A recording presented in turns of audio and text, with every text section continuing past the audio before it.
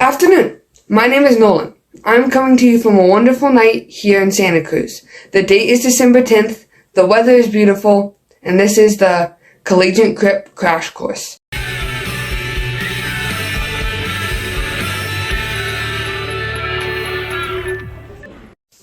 So what are we talking about in today's episode, you may be wondering. We are talking about the two strongest, powerful, famous, and greatest empires in the 16th and 17th century. No, we are not talking about the Vijayanagara. So who are we talking about? We're talking about the Ottoman Empire and the Safavid Empire. Nolan, why are we talking about two different empires in one video? Don't you think that's too much information? Why yes, Brayden. Yes, it is. But there is a reason why the two are clumped together. First, let's dive into each one of these empires respectively. First, the Ottomans. They were an Islamic empire that started in 1285 and ended in 1928. They resided in Turkey, East Europe, North Africa, and Iraq, sometimes. The Ottomans were a land-based empire. They thrived off of gunpowder. They had control of the largest trading city in the world at the time, of Istanbul. This city allowed them to have a thriving economy. The Ottomans were a powerful, rich, and populated country. They were widely considered to be one of the scariest empires of the time. And this did not sit well with the Safavids. Now, let's talk about the Safavids. The Safavids were a mighty, yet less powerful, land-based Islamic gunpowder empire. They resided in modern-day Iran, Azerbaijan, Bahrain, and Russia.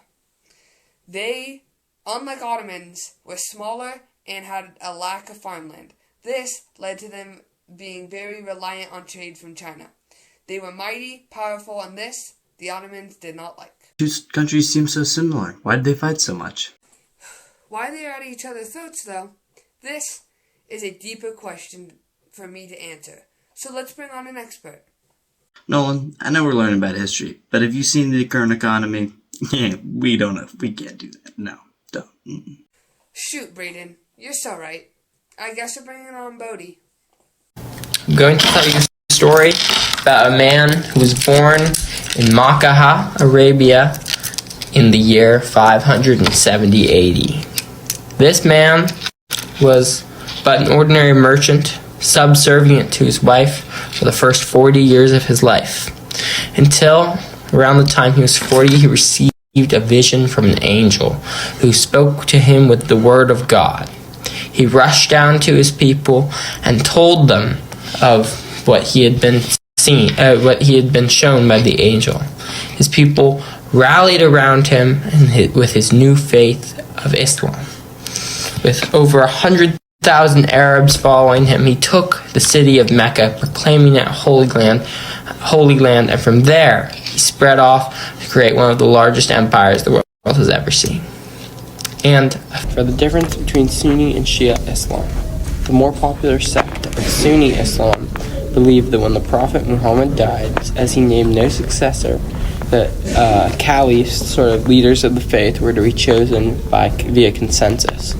Whereas Shia Islam believed that after Muhammad's death, his descendants, which is a very hard lineage to trace, should take up, leading the faith.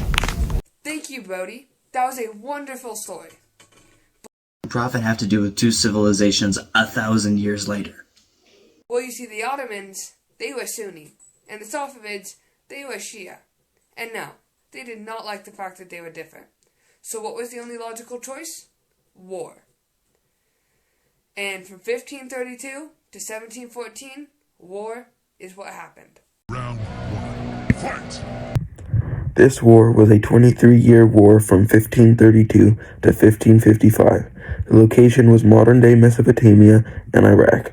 This led to an Ottoman victory, conquering Iraq in a surrender and peace treaty. Fight! The next war was from 1623 to 1639. The war was for Mesopotamia. Early on in the war, the Ottomans were weak due to ongoing battles in East Europe, so the Ottomans took heavy losses, but after this they were able to reconquer Baghdad and Iran, ending in an Ottoman win by surrender. After these two major wars, there were dozens of small battles, but none as big as these. In the end, I would say the Ottomans won, lasting another 200 years after the Safavids fell. But both empires had major casualties. That is the end of our video. Anyways, thanks for tuning in. I'm excited to see you here next time. Sincerely, the Collegiate Crip Crash Course Crew. We're right away. Who is the Ottomans anyway? We're gonna tell you that any delay. Flying about us from the 13th century. Antonia Peninsula was like their own treasure. Moved when Byzantines were to reject it.